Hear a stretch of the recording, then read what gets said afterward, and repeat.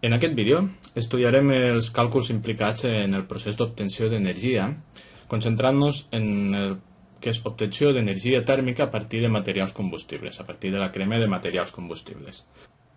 Abans de tot, hem de definir un concepte molt important que s'anomena el poder calorífic. El poder calorífic el definim, el poder calorífic el definim com la capacitat que té un material d'alliberar energia a través de la seva combustió. Imaginem aquí una flama molt humilment dibuixada i imaginem que introduïm un cos combustible, com pot ser carbó, per exemple, en aquesta flama, en aquest foc. En el moment de la combustió, aquest carbó alliberarà una certa energia en forma d'energia tèrmica, d'energia calorífica. D'acord? Ho il·lustrarem aquí, així. Allibera energia en forma de calor. Habitualment, l'energia quan es refereix en forma de calor es representa com una Q. Per tant, el material combustible, al sotmetre a una combustió, allibera calor. Això és el poder calorífic. Si estandarditzem les dades, diem que cremem 1 quilogram d'aquest material combustible, doncs podrem calcular, a partir de l'energia que obtenim, podem establir el poder calorífic. Matemàticament, el poder calorífic el podem definir com la quantitat d'energia en forma de calor que obtenim de cremar una quantitat d'un combustible determinat, és a dir, una determinada massa. La unitat de calor d'energia és joules i la unitat de massa és quilograms. Per tant, aquestes serien les unitats del poder calorífic. També podríem trobar les unitats en format de calories, ja que calor habitualment també es representa en unitats de calories, però aquest no és tan habitual. Aquest és el més habitual que ens trobem. Com que els valors de poder calorífic són molt elevats, habitualment, més que joules, es parlen de quilojoules o de megajoules. D'acord? Però bé, la unitat bàsica és el joule. També el poder calorífic, si parlem d'altres tipus de combustibles, com pot ser gaseosos o líquids, el poder calorífic de vegades també es representa, en lloc d'utilitzar la massa, s'utilitza el volum que ocupa el combustible, en aquest cas el gas, tenint en compte que estem en unes condicions normals, estandarditzades. Més endavant ja veurem què passa si les condicions no són normals. Bé, en aquest cas les unitats, òbviament, serien joules partit per litre. Definit el poder calorífic és un concepte fonamental. Un altre concepte important és el que anomenem capacitat calorífica.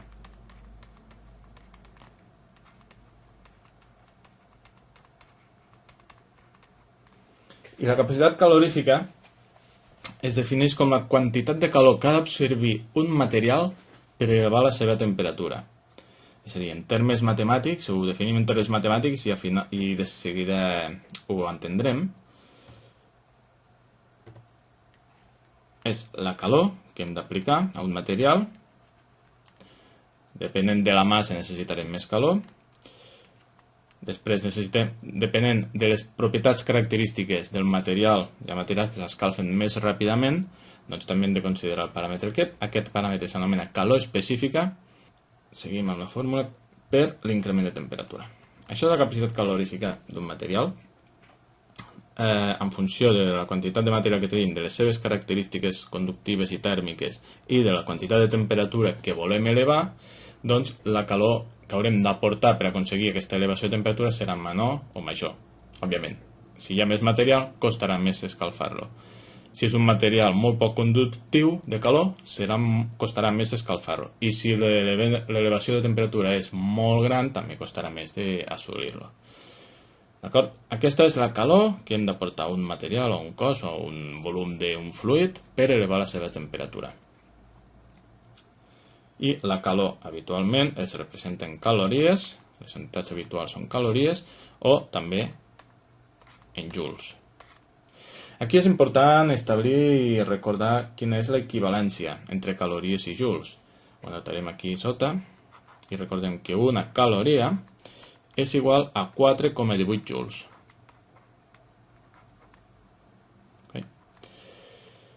Bé, Definit aquest concepte, amb aquests dos conceptes ja tenim tot el que necessitem per treballar, per fer els càlculs de l'energia que s'obté de la combustió d'un material. A partir de l'energia que s'obté, a partir de les fórmules que ja hem treballat en anteriors unitats relatives al treball, la potència, el rendiment, doncs ja tenim un bon volum per fer càlculs de moltíssims paràmetres en el procés d'obtenció d'energia en centrals tèrmiques. Abans he comentat el poder calorífic dels gasos, el definíem, ho torno a notar, en tot cas. Hem definit que el poder calorífic en el cas dels gasos era la quantitat de calor que obteníem en relació a la quantitat al volum de gas que hem cremat. Què passa? Que si el gas està comprimit, està sotmès a una determinada pressió, el volum variarà. No vol dir que el gas tingui menor poder calorífic o major poder calorífic en aquest cas, sinó que cal considerar que no estem treballant en condicions normals. Condicions normals, es diu que treballem en condicions normals quan estem treballant a unes condicions d'una atmosfera de pressió, o el que és el mateix, 101.000, perquè de vegades trobarem l'expressió en pascals, 101.300 pascals de pressió, és a dir, la pressió que tenim a nivell de mar, la pressió atmosfèrica que tenim a nivell de mar, i a 0 graus centígrads de temperatura. Això ho considerem condicions normals. Habitualment, en molts casos, no estem treballant en condicions normals. Per tant, hem de tenir en compte aquest detall. Malgrat tota la majoria d'exercicis que en trobarem, almenys ara a batxillerat, es contemplen que es treballa en condicions normals. Però en algun exercici es demana aquest mateix. Llavors, què hem de fer? Com hem de calcular? En aquest cas, aquesta fórmula no ens serveix, sinó que hem de fer una correcció. I en aquest cas parlaríem que el poder calorífic seria igual del gas en qüestió al poder calorífic en condicions normals, que això sí que és un paràmetre que ja tenim definit i a més existeixen unes taules on es pot referenciar a calcular el poder i veure el poder calorífic de molts materials, multiplicat per la pressió a la que tenim sotmès el cos. Aquesta P, no confonguem amb poder calorífic, és pressió representada en atmosferes, en la unitat d'atmosferes, aquí hem vist l'equivalència, i multiplicat per 273, que és 0 graus centígrads transformat a kelvins, 273 graus kelvins, dividit per 273 més la temperatura a la que es troba el gas expressada en graus kelvins. És a dir, si ens trobem un gas que no es troba en condicions normals, per poder calcular el seu poder calorífic en aquelles condicions, partim del poder calorífic de les condicions normals i de les condicions de pressió i temperatura en les que ens trobem actualment. Insisteixo que a la majoria de problemes que ens trobem a batxillerat això no es contempla. Va bé anotar aquesta fórmula, tenir-la a mà i possiblement fins i tot memoritzar-la, però s'utilitza poc habitualment. Un altre concepte important que hem de tenir en compte en el cas de materials combustibles i l'obtenció d'energia calorífica és el que coneixem com la calor latent de fusió. Calor latent de fusió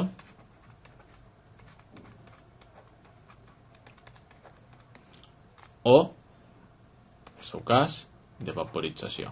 Ara passem a explicar-la.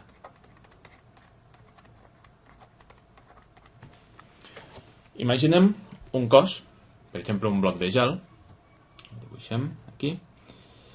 Imaginem un bloc de gel en el qual hi afegim una certa quantitat d'energia calorífica perquè el volem convertir en líquid, volem canviar-li el seu estat. D'acord. Doncs la quantitat d'energia calorífica que hauríem d'aportar la definim, com hem dit abans, com la massa de gel que tindríem, la calor específica del gel, per l'increment de temperatura necessària per que passi de la temperatura a la que estigui, imaginem 20 graus sota 0 fins a 0 graus centígrads, en el moment en el qual es podria produir la conversió en líquid. D'acord? Per començar hauríem d'aportar aquesta calor inicial. Imaginem que volem aquest bloc de gel, el volem escalfar fins que s'evapori l'aigua. Doncs molt bé.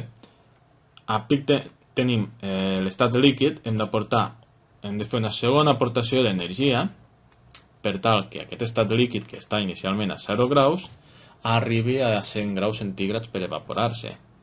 Per tant, la massa d'aigua que tenim, per la calor específica que tenim, per l'increment de temperatura, que en aquest cas serien 100 graus centígrads. A partir d'allí, es produiria l'evaporació i ja hauríem convertit el bloc de gel en gas. Per tant, un podria dir la quantitat d'energia que he d'aportar és la calor sub 1 més la calor sub 2, és a dir, la calor que he hagut d'aportar per desfer el bloc i convertir-lo en estat líquid més la calor que he hagut d'aportar per convertir-lo d'estat líquid a estat gaseós. Però això no és del tot correcte, perquè es produeix un fenomen que és la calor latent de fusió.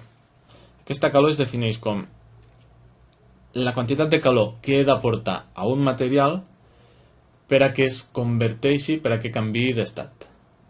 És a dir, la quantitat de calor del gel quan ha arribat el gel a 0 graus centígrads continua sent gel, i si vull que es produeixi la conversió a líquid he de fer una aportació addicional de calor, d'energia, perquè les molècules d'aquest cos puguin canviar el seu estat de cristall a líquid. Per tant, la calor que hauria d'afegir aquí, ho faré amb un color diferent, hauria d'afegir una calor addicional, posem U sub 1. La calor que hauria d'afegir és la quantitat de massa multiplicat per la calor latent de fusió del gel. Això, la calor latent de fusió del gel, és un paràmetre que existeix en unes taules on ja s'identifiquen els calors de fusió de diferents tipus de materials, ja ve predeterminat. En el cas de l'aigua seria 333,5 quilojoules hem d'aportar per cada quilogram d'aigua que tinguem. Molt bé. En pic que hem aportat la quantitat de calor per elevar la temperatura fins a 0 graus més la quantitat de calor per provocar el canvi d'estat, ja tenim, aquí sí que tenim l'aigua, és a dir, el cos en estat líquid. Hauríem d'augmentar la temperatura fins als 100 graus centígrads per provocar l'evaporació, però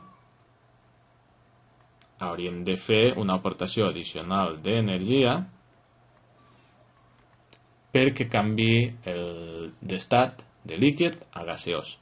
I aquesta aportació novament seria la massa per la calor latent d'evaporització. I la calor latent d'evaporització, igual que la de fusió, és una calor determinada per cada tipus de material i ho trobarem en unes taules característiques o cercant la informació per internet. Habitualment, si ens trobem problemes on requerim utilitzar aquests paràmetres, es donen en l'enunciat també. Aquí sí que ja la calor total que hauria d'aportar, aquí sí que seria la suma de totes les calors. Moltes gràcies i fins a un altre vídeo.